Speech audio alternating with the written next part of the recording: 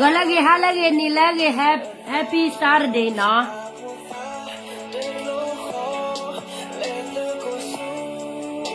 Oleh takipu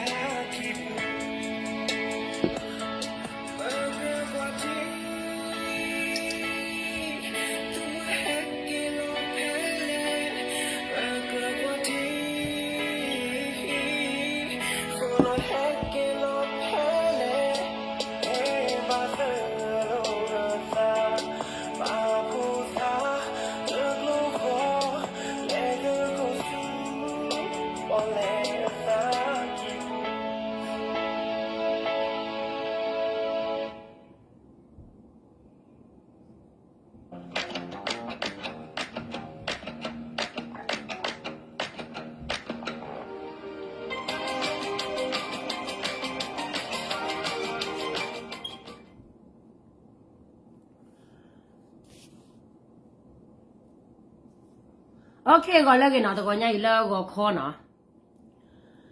แล้วก็ขอตานี่အခုဒီမကြီးတဲ့တော့ပွဲတဲ့ခက်ခိုက်နေမှာပပွားကညောနေမှာအပမပွားကညောတတ်မှာလောပပွားကညောနေဟာမပီပိုးတာလက်ဤလက်နေနေမှာမာရီတော့တပတ်ချေလောအခုနေတော့တဲ့ဒီခါလေလာခက်ခိုက်နေနော်ကျွဲစီဝါနေကမှာတော့ကောရလေ KNA နော်တမိ KA ပါနော်အဝဒါ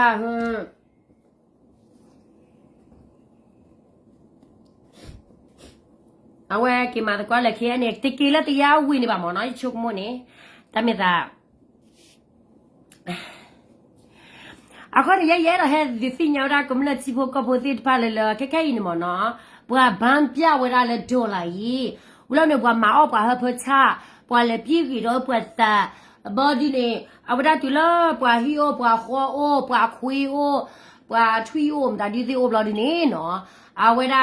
ဘွာတယ်လို့ကိုကြီးနေအောင်နေငါမနေတော့ငါတော်လာရောနေထွက်သွားမယ်ဘေးအားနေပဲ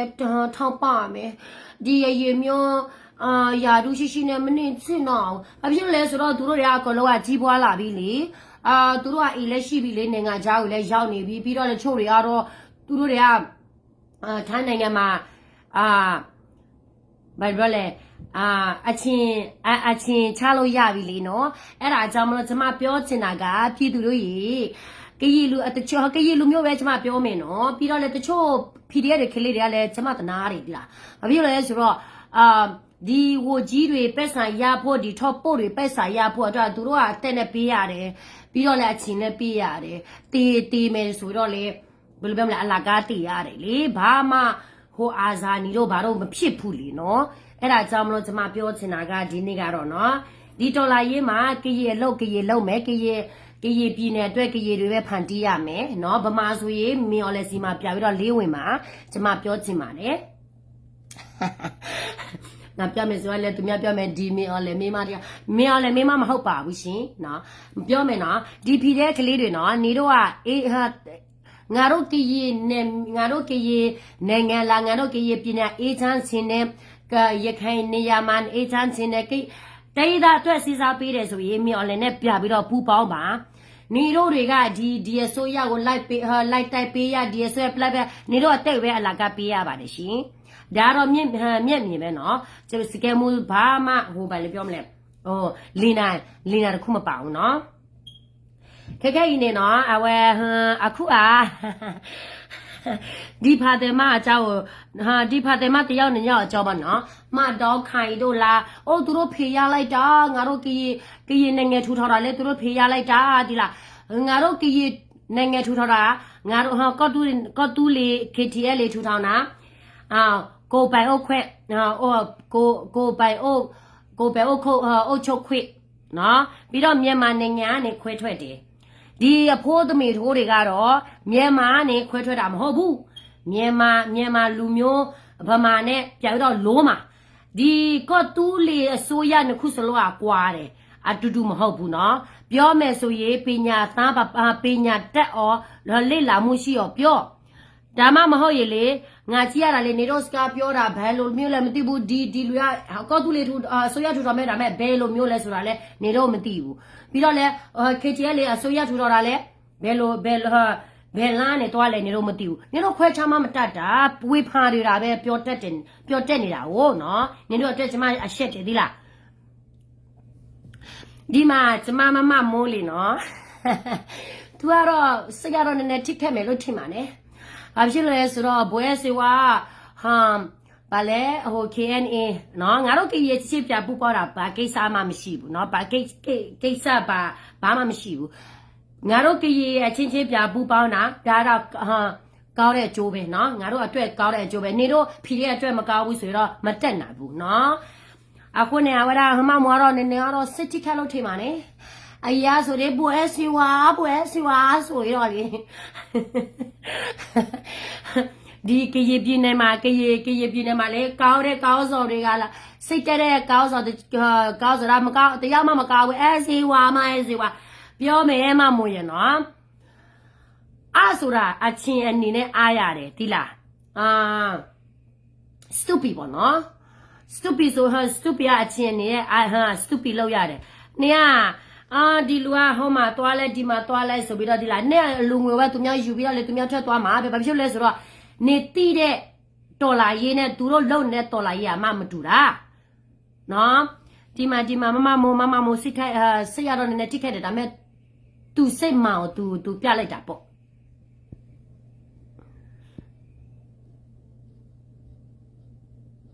ဟိုတဲ့ဘွဲစေဝါက KNA နဲ့ပူပေါင်းပြီတဲ့ KNA ဖြစ်သွားပြီဒီမမမော နော်အင်္ဂလိပ်နဲ့ဖေးခံတာလေ10နှစ်ကျော်15နှစ်ကျော်နေပြီနော် organization တခုခုနာမည်ခေါ်မယ်ဆိုရင်စုံစမ်းပြီးမှခေါ် BGF ပါနေနေ့တိုင်းညတဲ့ဆဲနေတာ BGF ပါဟာဘယ်ကနေပြပြီးတော့ဟိုပြောလဲရတာလဲဆိုတာနေတော့မှလေ့လာမှုမရှိ KAA မဟုတ်ဘူး KNA KAA ကဘယ်လိုပြောလဲခရဲပါလေခရဲ associate လားခရဲ associate နဲ့ associate လားဒါမှမဟုတ်ရင် KNA ကတော့ခရဲ National Army လားနော်ပြပြီးတော့စုံစမ်းအောင်လိုက်ဘောကနေတက်ပြီးတော့ကိုတက်တယ်ဟိုမှာတက်တယ်ဆိုပြီးတော့လေဒုမြ organization တော့မှပြောခေါ်မတပဲနဲ့နော် KNA မဟုတ်ဘူးနော်တဲ့အမမိုးပါကိုပြောရှင်လဲဘယ်လိုမြင်လဲတဲ့မိုးတကယ်ပြောမယ်နော်ကရင်ပြည်နယ်နဲ့ပတ်သက်ပြီးတော့ကရင်ပြည်နယ်တပြည်နယ်လုံးကသူတို့တင်တဲ့တည်င်းကဘာတည်င်းမဆိုမနော်မိုးတခါစိတ်ဝင်စားဘူးအော်ဟုတ်လားကျေးဇူးတင်လိုက်တာကရင်ပြည်နယ်ကိုစစ်မွေစားတဲ့ကောင်မအများကရင်လူမျိုးကိုနှိမ့်တဲ့ညတဲ့ဆဲနေကြတဲ့ကစစ်မွေစားဘာဖြစ်လို့လိုက်ဘောကနေလိုက်ဘောကနေတက်လီနေရတာလဲနေကရင်ပြည်နယ်အကြောင်းမစစ်မွေစားဘူးဆိုရင်ကရင်ပြည်နယ်တော်မှနေပြောစရာမလိုဘူးနေတော်လေးစစ်ဝင်စားနေလို့ဒီလားဘာဖြစ်လို့လဲဆိုတော့NUGမှာနေရာမှမရှိတာကချင်နယ်မြေမှာလည်းနေရာမရှိဘူးချင်းနယ်မြေမှာလည်းနေရာမရှိဘူးကရင်ပြည်နယ်မှာပဲနေရာရှိတယ်ဆိုတော့ကရင်လူမျိုးတွေအကုန်လုံးကြဆိုကနေတော့စူးစမ်းပြီးတော့ငါတို့နေရာကိုနေတော့လက်လူနေတာလေအဲ့ဒါကြောင့်မလို့ငါတို့ကရင်ပြည်နယ်ကလေ NUG အတွက် NUG အတွက်ဟိုပါလေအမြတ်တက်ပဲနော်အဲ့ဒါကြောင့်ကရင်လူမျိုးတွေငါတို့ရဲ့ကရင်ကောင်းစော်တွေမကောင်းကြောင်းမြင်အောင်မကောင်းတာတွေမြင်အောင်နေတော့အနှိမ့်တိုင်းညတယ်ပဲလက်ပြီးတော့ဆဲကရင်ပြည်သူတွေရေးထက်နော်ငါတို့ကရင်ပြည်နယ်ငါတို့ကရင်လူမျိုးတွေကိုလေစစ်မွေစားဘူးဆိုရင်နေဖြေမရနဲ့တက်ဆာလည်းမပါဇလည်းမဟနဲ့နော်သိလားဒီနေ့အစပြီးတော့ငါတို့ကရင်ပြည်နယ်ငါတို့နိုင်ငံငါတို့လူမျိုးအတွက်ပါဇမဟနဲ့နေရဗမာမြန်မာနိုင်ငံအတွက်လှုပ်ပေးမယ်ဆိုရင်မြန်မာနိုင်ငံရဲ့တော်လာရေးပဲပါဇပေါက်ထဲမှာထွက်သီးလားအော်မစီစစ်မွေစားဘူးနဲ့လင်းနေတယ်နော်မျက်နှာပြောင်လင်းနေတာစင်ကောင်မူဒါပေမဲ့မိုးအမြဲတမ်းနေ့တညတိုင်းပြောတဲ့စကားတစ်ခုရှိတယ်ဟုတ်တယ်ကရင်ပြည်နယ်မှာစီးတဲ့အဖွဲအစီလားဘယ်အဖွဲအစီမဆိုဘောနော်တဖွဲမှာစောက်တော့မကြတယ်လို့တဖွဲမှာလည်းအားကိုလို့မရဘူးနော်အေးလေငါတို့ကစောက်တော့မကြဘူးအားကိုလို့မရဘူးဆိုရင်နေပါဇက်ထဲမှာလေထွက်ဗာလဲမပြောနဲ့မင်းပါဇက်ထဲမှာငါတို့ကရေလာပြီးတော့ဘာမှလာမပြောနဲ့ဒီလားငါတို့ကစောက်ဖြူမဆိုင်ဘူးစောက်တော့မကြဘူးဘာမှတုံးစားလို့မရဘူးနေကောင်မမျိုးကတော့ငါတို့ရဲ့ကရင်လူမျိုးသားနေကိုဘာတွေတုံးစားနေလို့လဲတုံးစားနေလို့လဲတုံးစားလို့မရဘူးလေနော်တုံးစားလို့မရဘူးနေကိုနေချင်းမကြီးနဲ့ငါတို့ကရင်လူမျိုးကနေကိုဘာနေရာမှလည်းနေရာမထားသလိုဘာကိုမှလည်းစောက်တော့မကြဘူးငါတော့တွေ့မကြတယ်လို့တစ်ခွက်မှလည်းအားကိုလို့မရဘူးနော်စီးလုံးညီညွတ်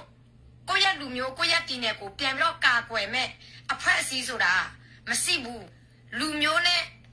ကိုရတီနယ်ပဲပြောမယ်တနင်္ဂနွေလုံးမပြောတော့ဘူးကွာလူမျိုးနဲ့ဒီကရင်နဲ့ပတ်သက်တာနော်ဒီကရင်နဲ့ပတ်သက်တာနော်ဒါပေမဲ့တော်လိုင်းရေးနိုင်ဖို့မြန်မာတနင်္ဂနွေလုံးလူမျိုးဖို့ဆိုတာတနင်္ဂနွေလုံးဝပြောလုပ်ပေးရမယ်တိုက်ပေးရမှာဒါပေမဲ့ဒါတော့ကရင်အကြောင်းပြောတဲ့အချိန်မှာကရင်စစ်သားတွေအကြောင်းပြောတဲ့အချိန်မှာနော်လူမျိုးနဲ့တီနယ်ကိုကာကွယ်ရမယ့်အချိန်မှာသူတို့လုံးဝမစည်းလုံးဘူးသူတို့ရဲ့လူမျိုးတွေကသူတို့အစ်စ်မှာလဲပြောဖေးပါစီသူတို့ထိုင်ပြီးတော့ကတော့ပြီးတော့သူတို့တောင်းဆိုပါစေငါတို့ရဲ့လူမျိုးကလေငါတို့ရဲ့လူမျိုးကငါတို့စစ်တော်တွေကငါတို့ရဲ့လူမျိုးကိုကာကွယ်လို့ငါတို့ရဲ့လူမျိုးတွေကိုမပြောက်ကွယ်သေးတာသိလားဗမာတွေကဘာတွေလုပ်လဲဆိုတော့ငါတို့ရဲ့လူမျိုးပြတ်အောင်သူတို့စူးစမ်းပြီးတော့လုပ်နေတာအနည်း90ကျော်ငါတို့ရဲ့လူမျိုးရှိနေကြတဲ့ကငါတို့ရဲ့စစ်သားတွေငါတို့ရဲ့ကာကွယ်ရေးမှုနဲ့ငါတို့အတွက်ကိုအကုန်လုံးကာကွယ်မပေးနိုင်ပေမဲ့သူတို့ကာကွယ်ပေးခဲ့လို့သူတို့တိုက်နေတယ်လို့သူတို့ကာကွယ်ပေးခဲ့လို့ငါတို့အခုချစ်တိရှိနေတာနော်သူတို့မရှိဘူးဆိုရင်ငါတို့ကအခုကရင်တော့မှငါတို့မသိဘူးသိလားဖာတယ်မနော်ငါတို့ကရင်လူမျိုးအတွက်နေဘာမှမလုပ်ပေးဘူးဘာတွေငါတို့ကရင်လူမျိုးပဲနေရဘာတွေကာကွယ်ပေးလို့လဲနေစောက်ပါတော့မှနေကာကွယ်ပေးလို့မမရတာနော်ဟိုမှာလိုးလဲဒီမှာလိုးလဲနော်ပြီးတော့အဖိုးကြီးတယောက်နဲ့ရလိုက်ဒါပဲနေ့ရက်စင့်တန်းနော်ဘာမှငါတို့က မြန်မာနိုင်ငံအတွက်ဒီကိုလုံးငါတို့စောက်ကြည့်မဆိုင်ဘူးနော်ညဗမာလူမျိုးအတွက်သူတို့လုပ်ပေးမယ်ကချီလုပ်ပေးမယ်ငါတို့စောက်ကြည့်မဆိုင်ဘူးနေလိုမျိုးမျက်နှာလိုက်ပြီးတော့လှုပ်เสียလဲမလို့ဘူးတိလားအောင်စားပြောတယ်လीကရေလူမျိုးတွေကပျောက်သူစူးစားရမယ်တဲ့အဲ့ဒါကြောင့်မလို့ငါတို့တွေကငါတို့နယ်မြေမှာလာပြီးတော့စုံမိုးပြီးတော့ငါတို့ကရေလူမျိုးတွေငါတို့ရဲ့ငါတို့ရဲ့ကရင်မင်းသားသမီးတွေနော်ကြောင်းမတဲရဘူး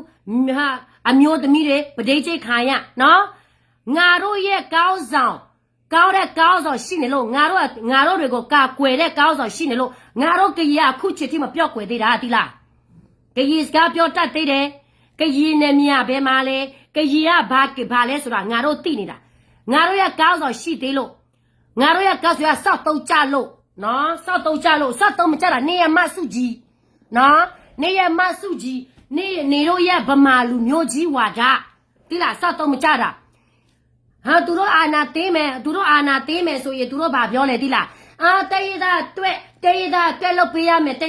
နေတို့အချစ်ချင်းရမဖြစ်တဲ့ခါဆိုရင်လေတေးသားဘယ်မှာလဲပြည့်ပဲမှာနေတို့စာတာပြခဲ့ဘူးလို့လားနေတို့အစိုးရတွေကိုဒါကတော့တိတက်တယ်ပဲဖာတယ်မရဲ့နော်ငါတို့ကောင်းစော်တွေကလည်းခဲညူကောင်းစော်ပဲဖြစ် KTL DKB ပဲ KN ပဲ BG ပဲဖြစ်ငါတို့လူမျိုးအတွက်အကိုလုံးမကကွယ်ပေးနဲ့အကိုလုံးမကကွယ်ပေးနဲ့ခဲ့ပေမဲ့ငါတို့နေမြန်မာလာပြီးတော့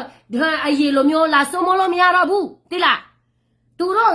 ကကွယ်ပေးနိုင်တယ်လို့သူတို့ကကွယ်ပေးလို့ငါတို့ကရေလူမျိုးအခုချက်ထိရှိနေတာဖာတယ်မရဲ့နားလေလားမနဲ့ငါမဆဲချဘူးငါတို့ကူညီပေးပါငါတို့ကဲတင်ပေးပါငါတို့ပြည်နယ်မှာစီးရဲရန်လူကိုတိုက်ထုတ်ပေးပါဆိုတာဘယ်သူဘယ်ဝမဆိုဘယ်သူမှတောင်းဆိုလို့မရဘူးအဲ့ဒီနေရာမှာဆိုရင်စီးလုံးရေးစကားဘယ်လောက်ပဲငါတို့ရဲ့ကရင်နယ်မြေမှာလေနေတို့လာတောက်ပေးစရာမလိုဘူးနော်နေတို့အကူညီလည်းမလိုဘူးအဲညူကြီးအကူညီလောက်ဝမလိုတာငါတို့ကရင်ပြည်နယ်နော်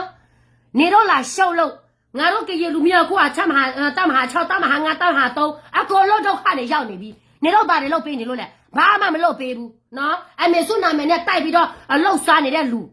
အမေစုနာမည်နဲ့တိုက်ပြီးတော့ဗာလဲအလူငွေလှုပ်ရှားနေတဲ့လူတွေဒါပဲနေတို့ရဗမာတွေကနော်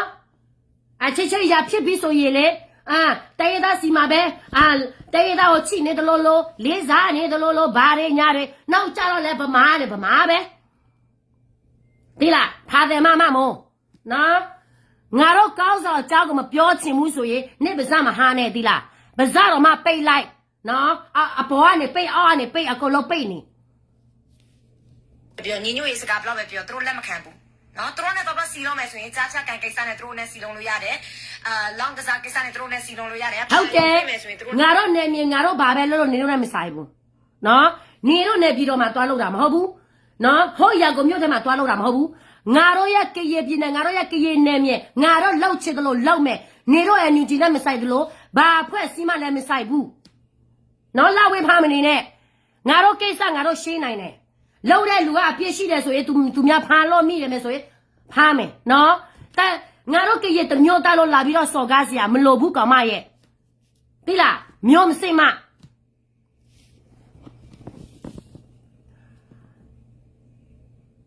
ဘာခဲပဲဘာလိုပဲဖြစ်နေတော့မဆိုင်ဘူးဘာဖြစ်လို့လဲဆိုတော့သိလားနေငါတို့ကရေလူမျိုးငါတို့ကရေပြည်သူတွေကနေတော့ပက်ဆန်တပြားတော့မှမစားခဲလို့ပဲငါတို့ပက်ဆန်ငါတို့ရဲ့နေမြေမှာလာနေပြီးတော့ငါတို့ထမင်းကိုလာစားသေးတဲ့ဟာတွေငါတို့ကကြီးတို့လာပြီးတော့မစော်ကားနဲ့တိလားနေကဗမာစိတ်တဝင်ပြီးဆိုရင်ဗမာလူမျိုးအတွက်လုပ်ပေးမယ်ဆိုရင်မြန်မာနိုင်ငံလုပ်ပေးမယ်ဆိုရင်မြန်မာနိုင်ငံရှိတဲ့တိုင်းရင်းသားတွေပဲနေဆက်လုပ်ပေးငါတို့ကကြီးပြည်သူအတွက်ဘာမှလုပ်ပေးစရာမလိုဘူးဒါတော့တောဆိုတယ်တိလားစီလုံးလို့ရတယ်တရားမဝင်မူရေးစီဝါကိုရောင်းပြီးတော့နော်ကိုလူမျိုးပြန်တော့ဖြက်စီတာပေါ့နော်သူများသားသမီးဖြက်စီတာတော့သူတို့နဲ့တော့စကားပြောအဲ့ဒါဟုတ်တယ်ငါတို့ကအခုကလေငါတို့ဖြက်စီတာငါတို့ရက်ကီလူမျိုးရခိုင်လူမျိုးကတော့ဖြက်စီတာမဟုတ်ဘူးချင်းလူမျိုးကတော့ဖြက်စီတာမဟုတ်ဘူးဗမာလူမျိုးကတော့ဖြက်စီတာမဟုတ်ဘူးနော်နေတော့မှဟောပလဲမြို့နယ်မှာ PDF မချစ်ချင်း PDF မတွေ你都说不了不对劲的，哭起去把ဒီအမှုတော်မှ你都唔ဖြေရှင်းရသေးဘူးနော်ကိုဆိုရခေါ်ပြီးတော့ဒီပဒေမှုကိစ္စတည်းလေးနဲ့ဖြေရှင်းလို့မကြတဲ့အဆင့်ကတော့နေတော့ဘာတွေဆိုရလဲဟာလီရဆိုရလားစောက်ပဆိုရလားဟာဒါပဲပြည်တော်စုဘာကိုစုရမှာလဲဟာ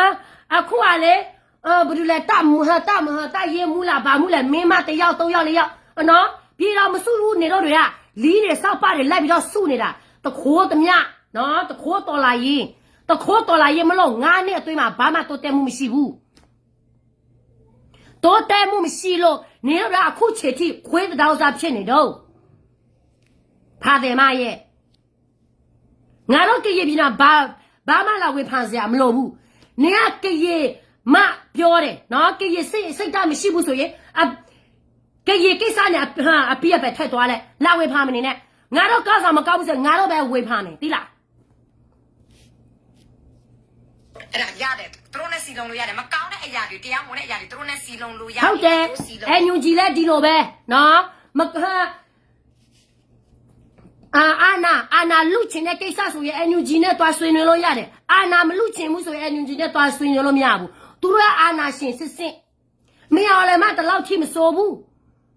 အခုအမေလည်းဟိုမှာဘောကျဲကြီးမှာဘောကျဲဆိုတော့သူတို့ကတော့သူများနဲ့လက်ဖြတ်တိုက်တယ်ဆိုတော့သူတို့ကပြပြီးတော့တိုက်နေတာလေ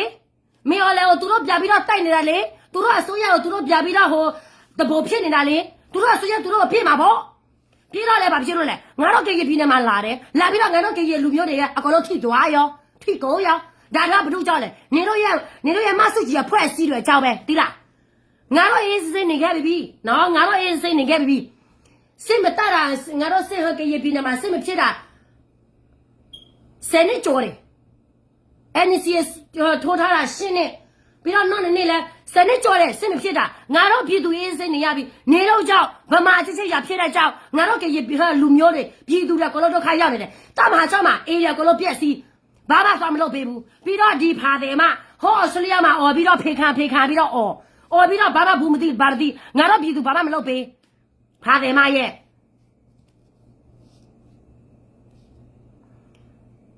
PDF ငါတို့ကရင်ပြည်နယ်မှာအကောလို့ထွက်တော့နေအကောလို့ထုတ်ပေးနော်ငါတို့ကရင်လူမျိုးလက်မခံဘူးငါတို့ကရင်တပည့်ဘလောက်ဖွဲ့စစ်ငါဖွဲ့လား6ဖွဲ့လား10ဖွဲ့လားနေတော့နဲ့မဆိုင်ဘူးနော်ငါတို့ကရင်ကိစ္စငါတို့ရှင်းမယ်ပြီလားနားလဲလားပြီးတော့လဲဗာလဲရဲမင်းတယောက်လဲလူဘာဝနော်ဒီမှာရဲမင်း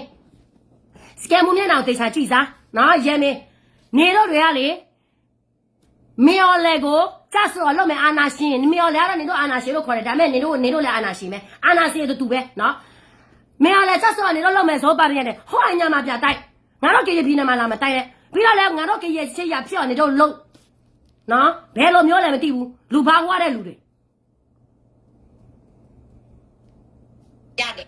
အမမို့တဲ့ဘိုးရဲ့စီဝါခံဘူးရှိ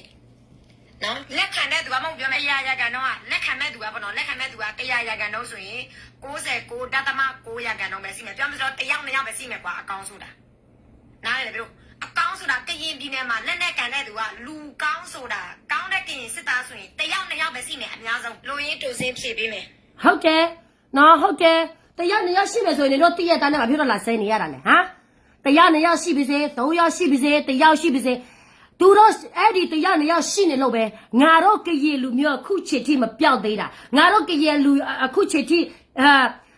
အသက်ရှင်နေတာတိလားတရားပဲဖြစ်3ယောက်ပဲဖြစ်စကြောကမြင့်ဆိုင်တာနော်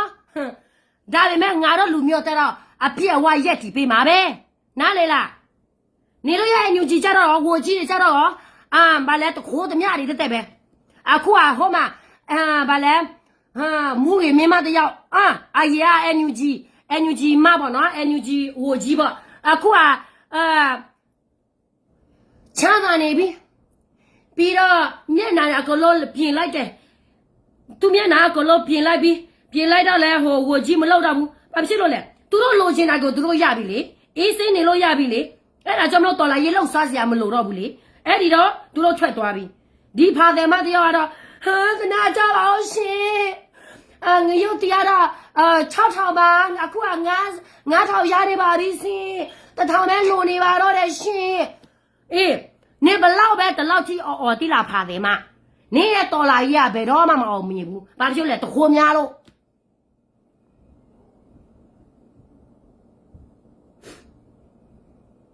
နော်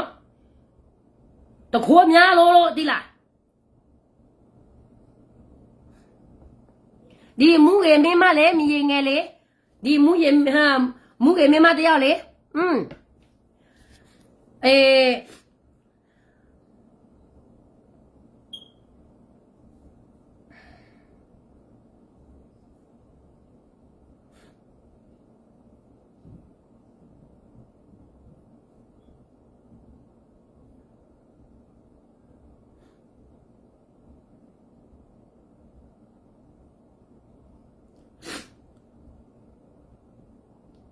ယခုကတောက်ရပါလားနော်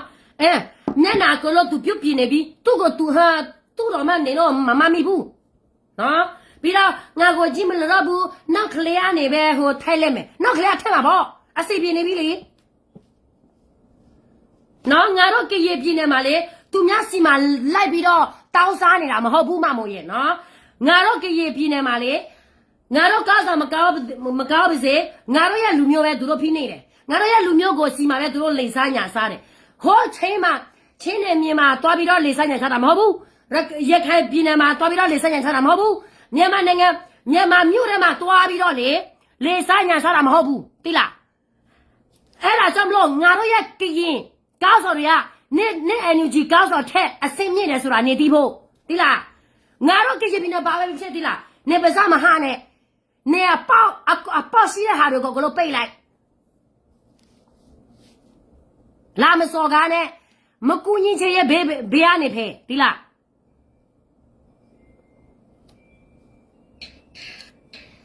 နော်ခွေးကတော့ခွေးပဲပေါ့နော်လူဆိုတာလေဟုတ်တယ်လူကတော့လူပဲဟုတ်တယ်ခွေးကတော့ခွေးပဲညီတို့ကသတောင်စားတော့သတောင်လိုက်စားမှာပဲငါတို့ကခွေးသူများစီမှာတွားပြီးတော့ဟော်ပြီးတော့သတောင်လိုက်မစားဘူးငါတို့ရှိတဲ့နေရာမှာငါတို့လိုက်စားမယ်တိလားနေတော့ခွေးတော့မှခွေးရောငါတို့ကခွေးရောပဲနေတော့မှခွေးသတောင်စားသတောင်တွေလိုက်စားနေတာနေတိုင်းညတိုင်းပြီးတော့ဘာမှတိုးတဲမှုမရှိအောင်မြင်မှုမရှိတဲ့အစိုးရနေတော့ဗမာချက်ပြပြီးစကားပြောလေနော်ပြပြီးစကားပြောနေတော့အနေမနေမတတ်ထဲမတတ်တာအာနာလူနေတာဟုတ်နော်မင်းရောလဲအာနာလူနေတာမဟုတ်ဘူးနေတော့တွေပဲအာနာမင်းရောလဲကိုမလဲမနာလို့အာနာလိုက်လူတော့လဲမင်းရောလဲနင်တို့ဘိုးကျဲမှာပေါ့မင်းရောလဲနင်တို့ပြောတယ်ဒီလိုမျိုးဖြစ်သွားနေမင်းရောလဲမကောက်ဘူးနေတော့လိုမျိုးဟောမကောက်ဘူးဆိုရင်နေတော့ပြောတယ်လို့မျိုးမင်းရောကကြာဖန်လာပါတယ်ညာတယ်ညာလဲ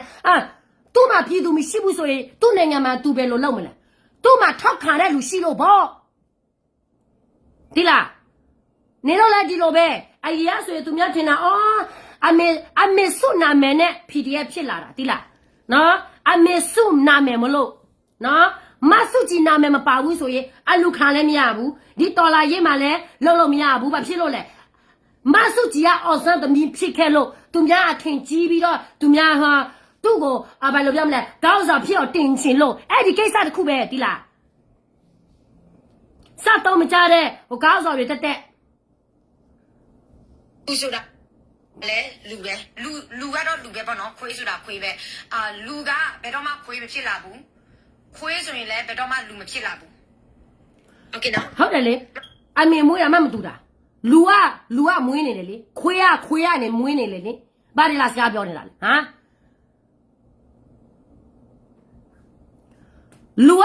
လူကခွေးဖြစ်မယ်ဆိုရင်နေပဲဖြစ်မယ်လူစောက်ပါနဲ့ထွက်မလာပဲနဲ့ခွေးစောက်ပါနဲ့ထွက်လာတာနေပဲဖြစ်မယ်တချို့လူမပါဘူးချီးစီးတဲ့နေရာအခုကရင်ပြည်နယ်တပြည်နယ်လုံးအမမိုးမြေတာကတော့ချီးတဲ့ပဲပေါ့နော်ဒါပေမဲ့အဲ့ဒီချီးစီးတဲ့နေရာမှာအစာကောင်းလေးတစ်ခုချီးမဖြစ်သေးတဲ့အစာတစ်ခုအဲ့ဒီနေရာမှာတော့ပျောက်ကြလို့ရှိရင်အဲ့ဒီအစာတော့ချီးတော့မဖြစ်သေးဘူးဟုတ်တယ်ချီးအနေ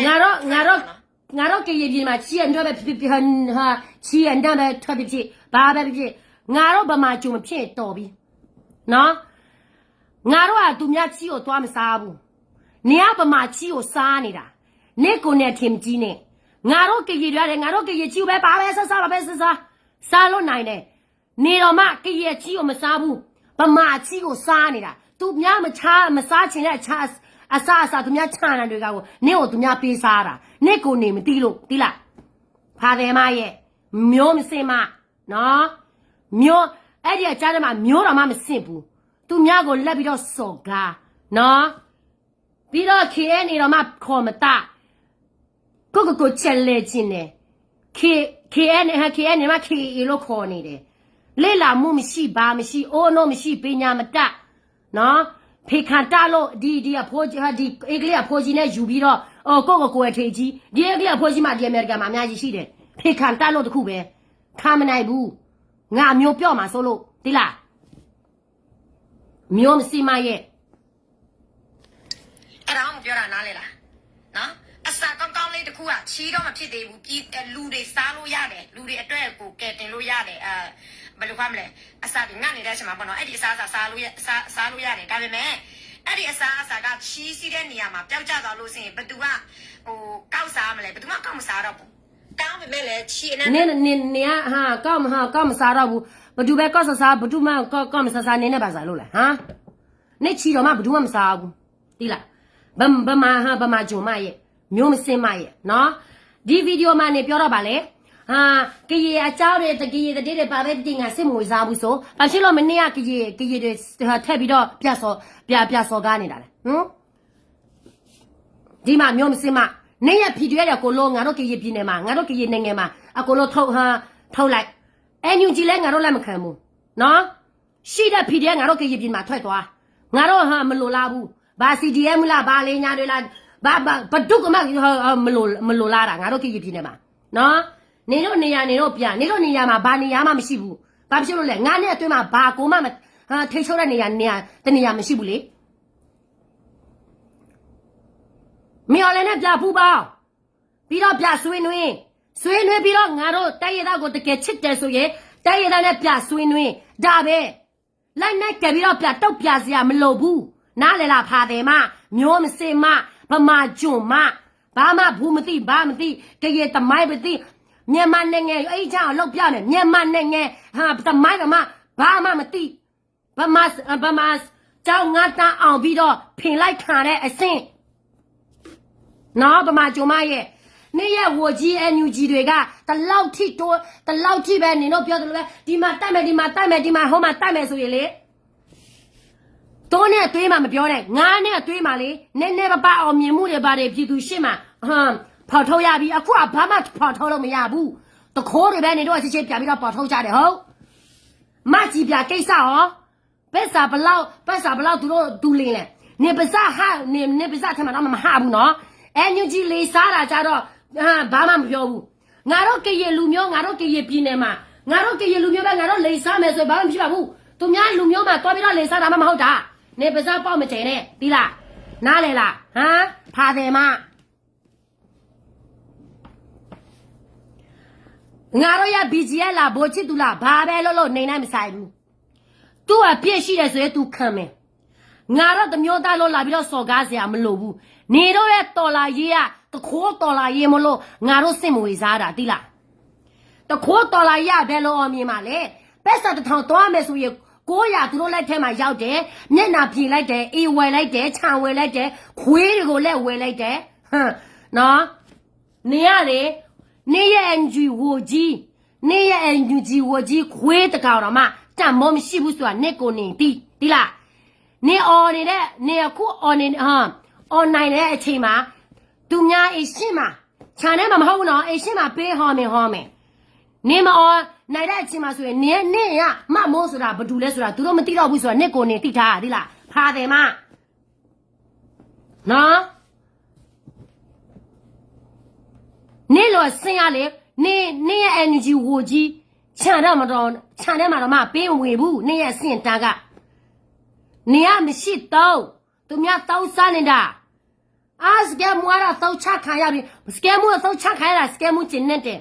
လူမျိုးအတွက်ပဲငါရဲ့ကရေအတွက်ပဲဘတို့အတွက်မှမဟုတ်ဘူးငါကျင်နေတဲ့ဒီလားနေရလေတောက်ချခံရတာကရေအတွက်မဟုတ်ဘူး ဗမာကျွန်းစင်မျိုးမစင်မရဲ့ဖာတယ်မစကဲမူဘာမှဘူးမသိဘာမသိဘူးမလားနေအောင်ကျမထပ်ပို့တော်တယ်တိတယ်ဆိုရင်ကျမနဲ့ live ပေါ်ကနေတယောက်မျက်နှာချင်းဆိုင်စကားပြောကြည့်ပါလားဟမ်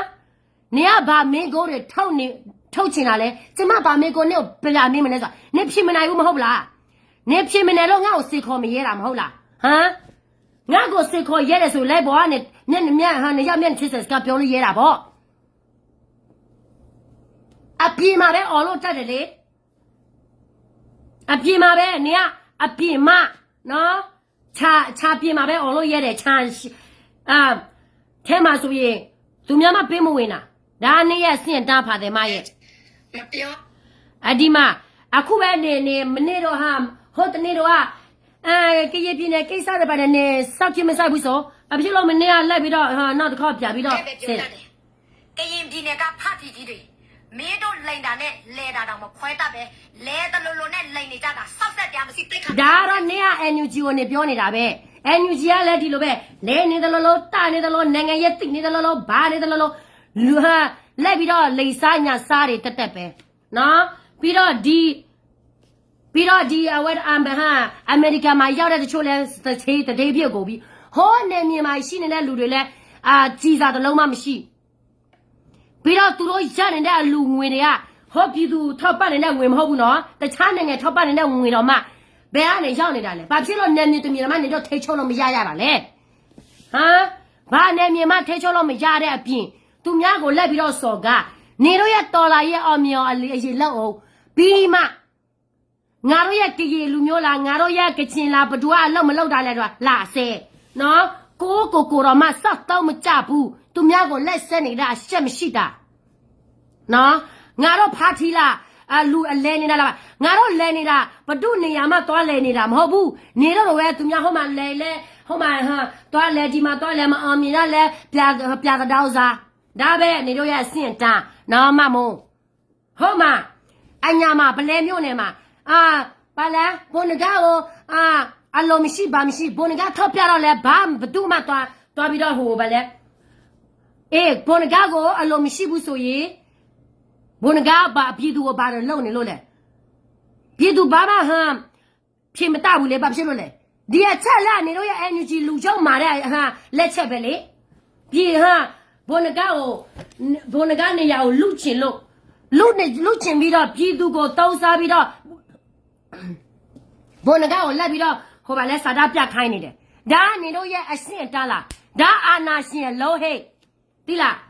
နေတော့ငါတို့ဘယ်တော့မှမကြောင်ဘူးဘာဖြစ်လို့လဲနေတော့လောက်ရတွေကလေဗဒိတ်ချိတ်တယ်လားတခိုးလားပြီးတော့ဗာလဲတမြတိုက်နေတာလားပြီးတော့နေတော့ဗမာချက်ပြတိုက်နေတာလားမင်းအောင်လဲကိုသွားမတိုက်ပဲနဲ့ပြီးတော့ပြည်သူပက်စားတော့လွယ်သုံးစားလောက်ပြီးတော့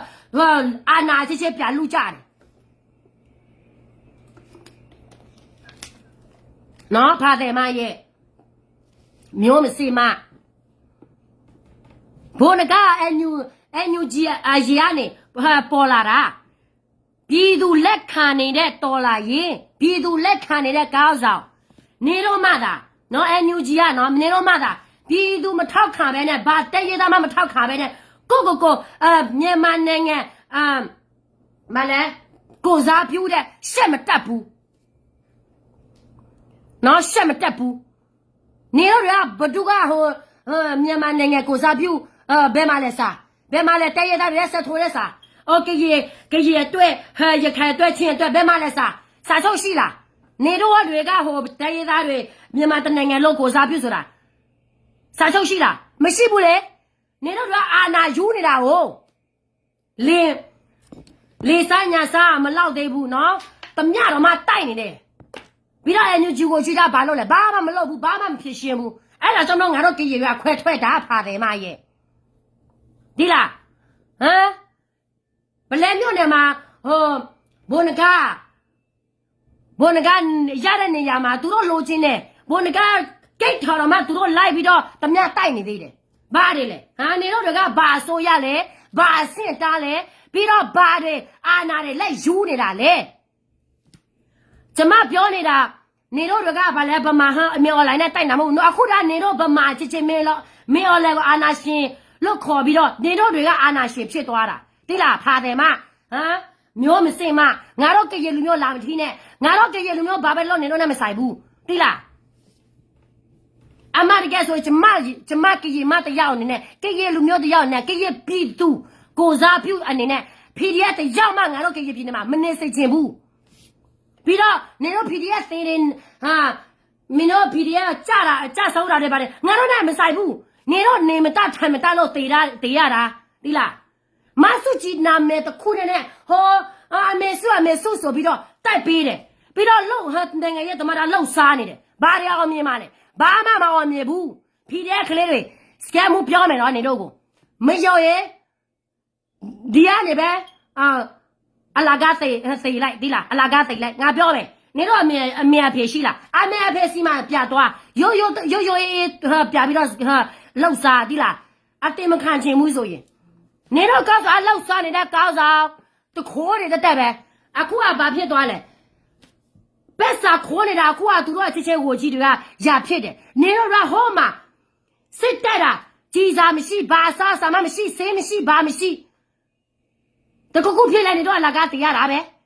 နော်နေတော့အဖိုးဦးော်လဲစီကိုပြသွားပြီးတော့ငါတို့ကိုချစ်တယ်ဆိုရင်ငါတို့နဲ့ပြဆွေးနွေးတိလားကရေဟမ်ပါလဲတဲရတဲ့ကိုချစ်ပြပြီးတော့တော်လာရဲတွေလိုက်လှုပ်စားနေတယ်နိုင်ငံရဲတွေလိုက်လှုပ်စားနေတယ်ဒါကနေတော့ရဲ့ NUG ရဲ့စင်တန်းပဲစကမ်မူဘယ်လိုလဲစကမ်မူပြောတာမားတယ်ဆိုရင်နေတော့တက်နေတဲ့နေရာတနေရာငါ့ကိုလာပြလိုက်စားအောက်ချွနေတဲ့နေရာတနေရာငါနဲ့အတွေ့မှာငါ့ကိုလာပြလိုက်စားနေဆောက်ပတ်တင်လေးတော့ဘာမှအုပ်ချုပ်လို့မရနေဆောက်ပတ်တော့မနစ်ကိုနေဆုံးထိချုပ်လို့မရဘာရဲမြန်မာနိုင်ငံတနိုင်ငံလို့ဒီမိုကရေစီရအောင်လုပ်ပေးမှာဟာနေရဲ့စင်ကဖာတယ်မမျိုးမစင်မငါတို့ကရေလူမျိုးလာမစော်ကားနဲ့ငါတို့ကရေလူမျိုးမှာငါတို့နေမြန်မာပဲလုပ်တယ်ဘာကိုပဲလုံးလုံးနေနေမဆိုင်ဘူးနားလေလားငါတို့လောက်စားနေတာလားဘဒူလောက်စားနေလားနေတော့နဲ့လည်းမဆိုင်ဘူးအမရကကြတော့နေတို့ရဲ့အစိုးရလားဘာအစိုးရလားဘာကိုစားပြုလဲငါတို့နဲ့မြန်မာမမြင်ချင်ဘူးတိလားနေတော့ကမောလို့မဟုတ်ဘူးဒီ PDF ကလေးကိုတနာလို့အလာကမတင်နဲ့တိလားလူဆိုတာတခါပဲကိုတေပြီးဆိုရင်ကိုပြန်လာမလားဘူးလားကိုမသိဘူးမိသားစုရှိလားအမေအဖေရှိလားပြကျွေးမွေးနော်နဲ့လှုပ်စားကောက်မူလှုပ်စားငါတို့ကရေပြည်မှာလာပြီးတော့လာစင်ခံနဲ့ပြီးတော့ရခိုင်မှာတော့ပြီးတော့တင်မခံနဲ့နော်နေတော့ဒီကောင်ငါတနာရတယ်တခါတည်းလေငါပေါ်ပြဗမာဆိုရင်လည်းနေတော့လည်းထိခိုက်တယ်ဆိုတာငါသိတယ်ဒါပေမဲ့နေတော့ငါတနာရတယ်လက်နဲ့ချပြီးတော့ကောက်မူပြည်သူတယောက်နဲ့ပြန်လှုပ်စားဒီနေတော့ရဝကြီးတလားဘာကိုရလှုပ်စားတဲ့ခွေးတဒေါင်းစားခွေးတဒေါင်းစားတော့မပို့ပြီးတော့ဗလဲခွေးရတဒေါင်းစားခွေးတဒေါင်းစားဆိုတာတော်သေးတယ်လူတဒေါင်းစားဆိုတာလေအေးမပြောနဲ့တော့တော်လေးကိုရှက်မရှိတဲ့အစိုးရဒီမတော့ခိုင်လိုက်ဒီလိုပဲဗလဲကင်းနိုင်ငံကရပြည်နယ်မှာနိုင်ငံတနိုင်ငံသုံးနိုင်ငံငါတော့ဘာနိုင်ငံတနိုင်ငံသုံးနိုင်ငံငါနိုင်ငံလောက်ပြီစေငါတော့ကနေမြေမှာပဲလောက်တယ်သူများနေမြေမှာတော့စိုးမိုးနေတာမဟုတ်ဘူးဒါနေတော့တီးဖို့ဖာတယ်မတို့ရဲ့နော်နေတော့ရဲ့ညူကြီးကတိုးတဲ့အောင်နေတော့ရေလက်အိုပြုတ်ပြေအောင်ပဒဲမှုကိစ္စတမကိစ္စပြီးတော့လူခိုးတဲ့အလူငွေကိစ္စအရေးရှင်းလက်အောင်ပြီးတော့ problem မှာရှင်းဒါရတခုမှနေတော့ရှင်းမရဲဘူးသူများကိုလက်ပြီးတော့လက်ပြီးတော့ပြောနေစရာမလိုဘူးလက်ညှိုးထိုးစရာလည်းမလိုဘူးတခိုးတွေကနေတော့တွေတော်လာရဲ့လောက်ဆွမ်းနေတာနေတော့တွေနိုင်ငံရဲ့လောက်ဆွမ်းနေတာနေတော့တွေပဲနော်ကဲရပြင်းမှာလာမထီးနဲ့ငါရက်ခရညုံကောဆိုလန့်ကြတာငါမထီးနဲ့မကောက်ရင်ငါပဲပြောမယ်နော်ငါရက်ခကြီးရလေလားမကောက်ရင်ငါပြောမယ်ခေဒီခေပြေးလားငါပဲပြောမယ်BGL လားငါပဲပြောမယ်နေတော့လာရှုပ်ဖြက်စရာမလိုဘူးငါပဲဝေခါဖားမယ်မကောက်ဘူးဆိုငါပဲဝေဖားမယ်နေတော့ကမြန်မာနိုင်ငံတက်လို့တယ်ဆိုရင်မြန်မာနိုင်ငံတက်ပဲဦးစားပေးပြီးတော့လှုပ်မတော့ခဲလားမမိုးလားဒီဖာတယ်မတွေကမျိုးမစစ်မပဲမျိုးမစစ်မတွေဒီမျိုးမစစ်မတွေကလေဘယ်ညာမတက်ပြီးတော့ဘာသမိုင်းမှမသိမြန်မာနိုင်ငံတော်မှလှုပ်ပေးမယ်တဲ့မြန်မာနိုင်ငံတငယ်မဲတော်မှမသိလူမျိုးပဲမျိုးရှိလဲတိုင်းရသားပဲမျိုးရှိလဲပြီးတော့တိုင်းရသားတွေမှာဘာတွေရှိလဲသူတို့မသိ မြန်မာကြုံပြီးတော့မြန်မာဘာလဲဗမာကြုံဖြစ်ချင်ပြီးတော့သူများပြောရတဲ့သူတို့လက်လို့ပြောပြီးတော့ဒီကောင်မတယောက်ရှိတဲ့အဖိုးကြီးဟာအေးကလေးအဖိုးကြီးနဲ့ပဲရတာပဲဒါလည်းအမျိုးမစစ်တာပဲဘိုးချွန်းတမ်းနဲ့နာမည်တော့မှဘိုးချွန်းတမ်းနဲ့နာမည်နဲ့ဘိုးချွဟို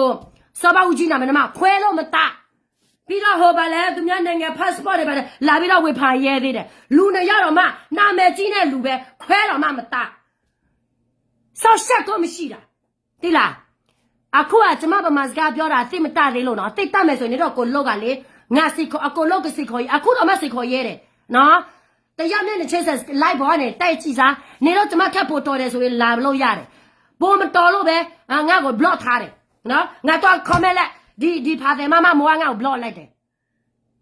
သူလိုက်လွှဲတဲ့အချိန်မှာငါသွား comment တာအင်္ဂလိပ်ကတော့ရိုးလေးပဲဖမတဘူး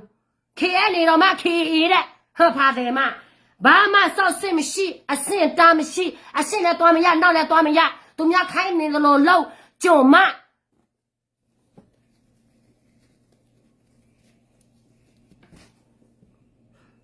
နော်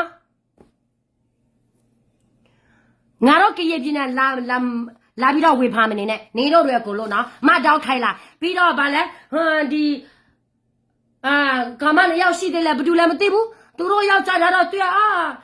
ယောက်ျားကကြီးတရားအောင်မပါ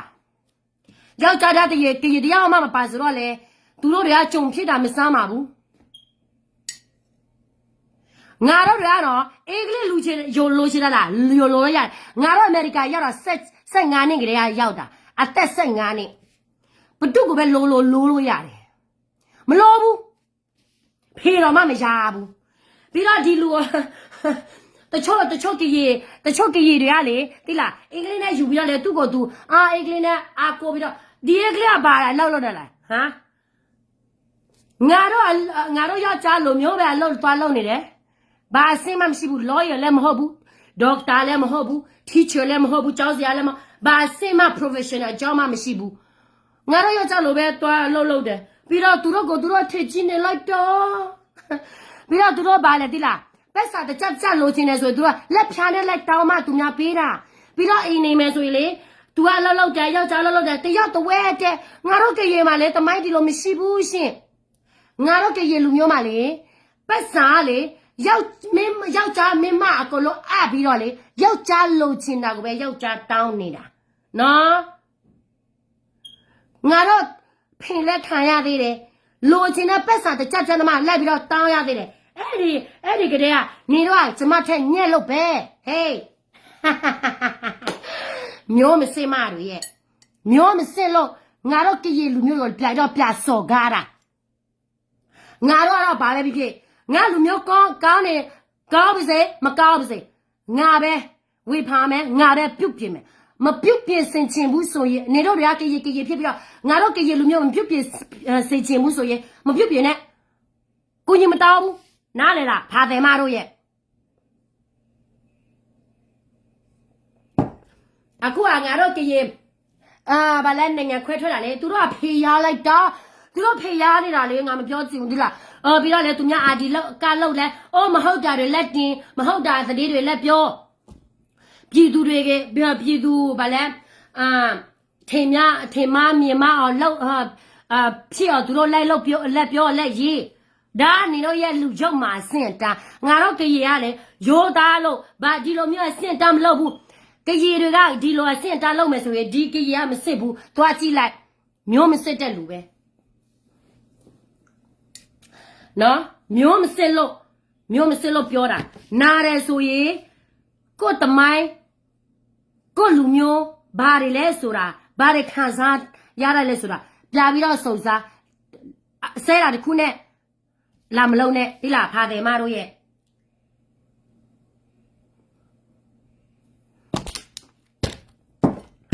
နော်ပြောမယ်နေတော့ကအဆင့်တန်းတော့သူများပြောမယ်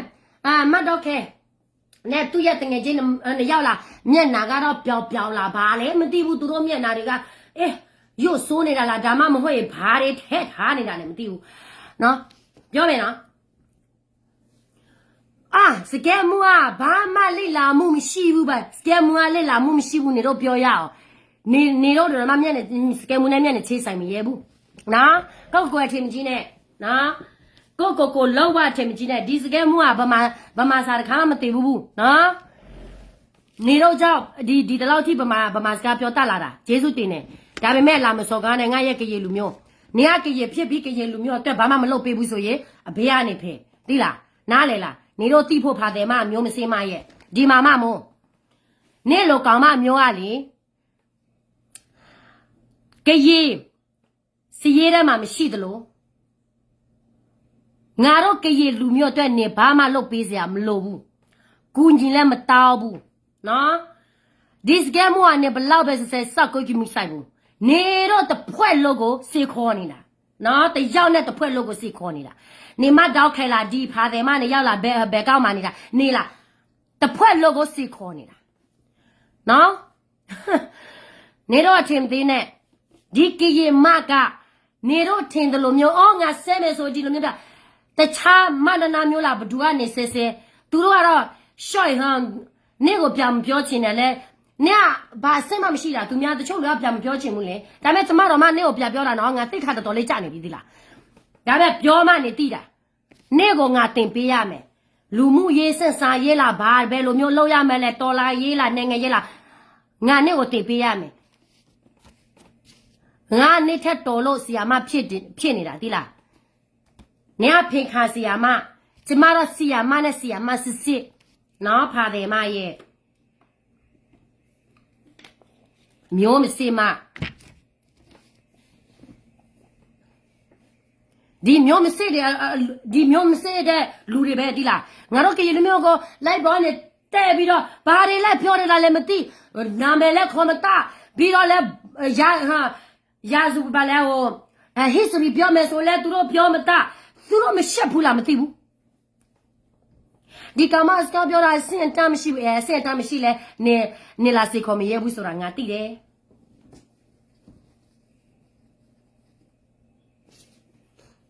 နော်ဒါတော့မမို့အတွက်နော်ဒီမှာငါပြောမယ်နော် PDF ကလေးတွေအများကြီးရှိတယ်တခါတလေလေသူတို့အတွက်ဟိုကျမတနာတယ်သူတို့ကိုကြည့်ကြတော့ကားနဲ့အိမ်နဲ့ခြံနဲ့ခွေးတကောင်တော့မှသူတို့မွေးတာနော်ခွေးတကောင်ဆိုရင်သူတို့ဘလောက်ဝယ်ပြီးတော့မွေးတာတလားဘလောက်ကြလေတိလားတလားခွေးတကောင်ကပတ်စာခုစရထောင်တောင်းတကောင်ကိုတသိန်းပတ်စာပတ်စာကိုခန့်နေဒီပတ်စာတသိန်းကသူတို့ဘယ်ကနေရတာလဲသူတို့ဘာမှအလုပ်မရှိပဲဘာကိုမနီးမထူတော့ပဲဘာစီးပွားရေးမလုပ်ပဲနဲ့ဒါတော့မှကျမပြောမယ် PDF ကလေးတွေနေတို့ရဲ့အသက်ကခွေးတကောင်တော့မှနေတို့ရဲ့ NUG ဝကြီးတွေခွေးတကောင်တာဘိုးတော်မှသူတို့မထားဘူးဆိုတာနေတို့သိဖို့မိသားစုရှိလားမင်းမရှိလားကောက်မမူလောက်စားဒီလောက်စားတဲ့တော်လာရေးဒီခွေးတော်လာရေးဒီပြည်ပြက်တော်လာရေးပြီးတော့ဒီခွေးတောင်စားတော်လာရေးတွေကနေတော့စိုက်ပြီးတော့ပူပါမယ်ဆိုနေတော့အသက်အလာကားပဲတင်မယ်ပြီးတော့နေတော့မိသားစုကြံခဲ့မယ်ဆိုရင်ဒုက္ခပဲရောက်မယ်ဘာမှနေတော့မိသားစုတို့လုံးမပေးဘူးစစ်မာတဲ့ဒီမိုကရေစီလိုချင်တာလားဗမာချင်းပြစကားပြောအရင်နော်တိုင်းရသားတွေလာပြီးတော့ဖုတ်ခတ်မနေနဲ့ဒီတိုင်းရသားကဘာမှမလုပ်ဘူးဒီတိုင်းရသားမကောင်းဘူးဒီတိုင်းရလှုပ်ရှားနေတယ်ဒါကြောင့်မလို့ဒီဒေါ်လာရကြာနေတာငါတို့ဒေါ်လာရေးကြာတာငါတို့ကရေလူမျိုးတွေငါတို့ကရေကောင်းစော်တွေမကောင်းလို့မဟုတ်ဘူးနော်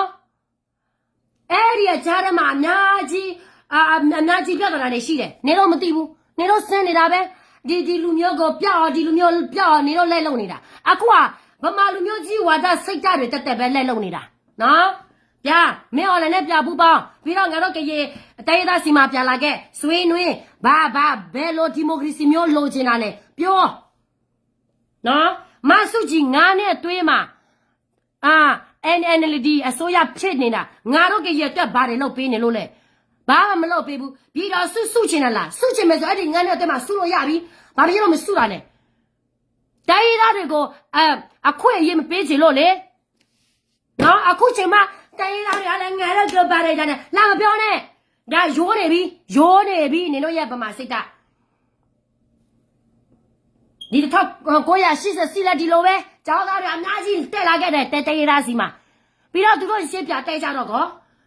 အေးဆေးသွားပြီငါတို့ကရေလူမျိုးကြတော့ကြာခဲ့တယ်ပြင်းရတယ်ဗျာပြီအခုလည်းအာနာသိဗျာပြီအတေးသားတက်လို့ပြီးမဲတဲ့ငါတို့တေးသားလေးရပြေးတဲ့အချိန်မှာငါတို့တေးသားဒုက္ခရောက်တဲ့အချိန်မှာသူများဟာမြန်မာစစ်တပ်တွေငါတို့ရဲ့တေးသားတွေကိုလက်တက်တဲ့အချိန်မှာဗမာလူမျိုး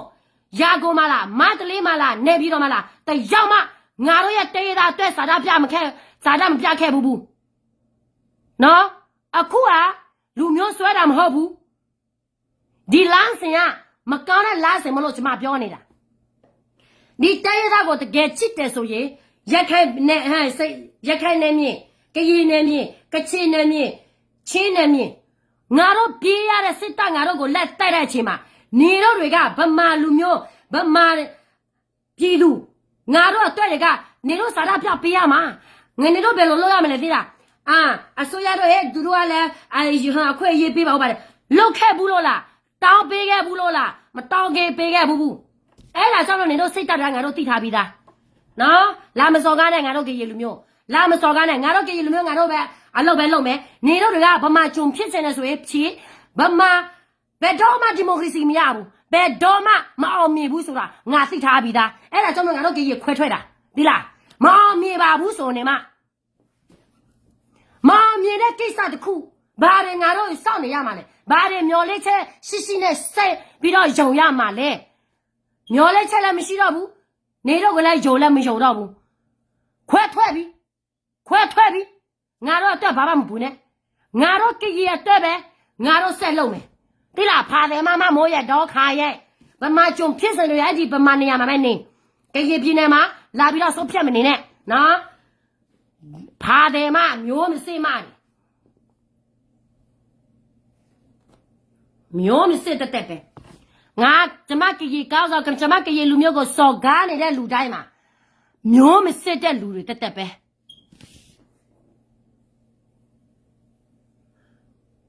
တခါတလေသူတို့တွေကဗာလဲဆိုတော့တချို့လည်းပြောတယ်အစကမွားဆာတော့မပြောချင်ဘူးသူကဒီလိုမျိုးတော့ပြောမှမရဲတာတိုက်ခိုက်မှမရဲတာအဝေးကနေပဲနေတော့တိုက်ခိုက်လို့ရဲမှာပေါ့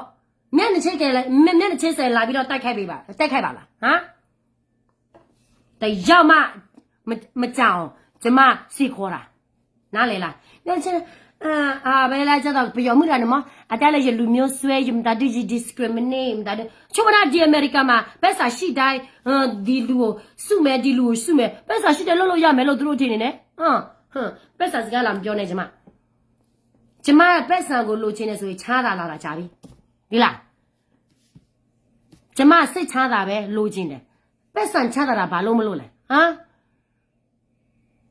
နေတော့လူမျိုးမဟုတ်ဘူးတော်လာရေးဘန်းပြပြီးတော့လိုက်ပြီးတော့တောင်းစားပြီးတော့စီပွားရေးတော်လာရေးဘန်းပြပြီးတော့စီပွားရေးလှုပ်စားနေတာကျွန်မမပါဘူးနော်